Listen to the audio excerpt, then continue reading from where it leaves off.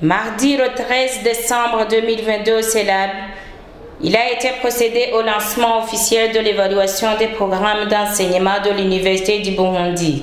Le recteur de l'Université du Burundi qui a ouvert les travaux a précisé l'objet et les avantages de l'auto-évaluation des programmes introduits à l'Université du Burundi au cours de l'année académique 2011-2012. Notons que la pratique d'auto-évaluation n'est pas nouvelle à l'Université du Burundi, car déjà en 2019, l'Université du Burundi a organisé une auto-évaluation institutionnelle. Je pense que parmi bon nombre d'entre vous, vous y avez participé. L'objectif de cet atelier est de susciter l'engagement de toutes les parties prenantes dans la réussite de ce processus d'auto-évaluation. La réussite de cette activité dépendra en grande partie de la disponibilité et de la fiabilité des données que les parties prenantes que vous êtes fourniront aux équipes d'auto-évaluation quand ils vont toquer, frapper chez vous, et si cela n'est pas déjà fait. Le système de Bologne a ses exigences académiques auxquelles il serait difficile de se dérober. L'Université du Burundi dispense ses enseignements dans le cadre de la réforme de Bologne depuis l'année académique 2011-2012. L'auto-évaluation des programmes que nous allons commencer s'inscrit dans le contexte de la recherche continue de la qualité de la formation. En particulier, il se situe dans un contexte d'une part de préparation de l'évaluation externe et qui donnerait lieu à l'accréditation de nos programmes. D'autre part, le respect des exigences de la réforme BMD dans laquelle elle est engagée. Donc, si nous sommes dans la réforme, il faut chaque fois faire de l'auto-évaluation, mais aussi il faut se préparer à une évaluation externe pour que nous puissions savoir où est-ce qu'on est et où on va.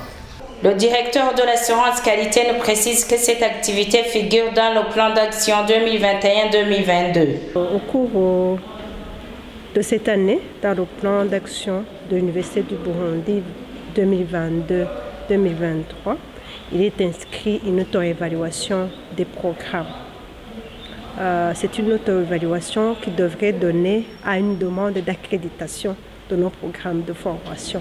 Il se réjouit de la bonne appréciation manifestée par les différents partenaires impliqués dans la standardisation de la qualité. L'auto-évaluation des programmes se fait sur base d'un référentiel, qui est le référentiel CNES. Ce référentiel, il donne un certain nombre de champs, un certain nombre de critères. Donc l'objectif, c'est d'apprécier l'alignement de nos offres de formation vis-à-vis des standards et lignes directrices en assurance qualité en matière de formation. Donc les critères, ils sont là, ils sont définis par la CNES, s'inspirant des référentiels CAMES, des référentiels de l'IUCA.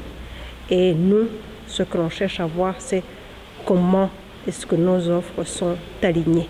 Le processus ne fait que continuer et les attentes sont bonnes à marteler ce gardien de la qualité. En fait, c'est un lancement officiel qui a été organisé pour que les facultés, les parties prenantes, ici je parle bien des doyens, des enseignants, des étudiants, sachent ce que nous sommes en train de faire et s'engagent. Parce qu'il y a des équipes d'auto-évaluation, mais ces équipes ne pourront rien faire si elles ne travaillent pas avec le reste de la communauté facultaire ou de la communauté de l'Institut. Parce que les données, ils ne vont pas les générer d'eux-mêmes.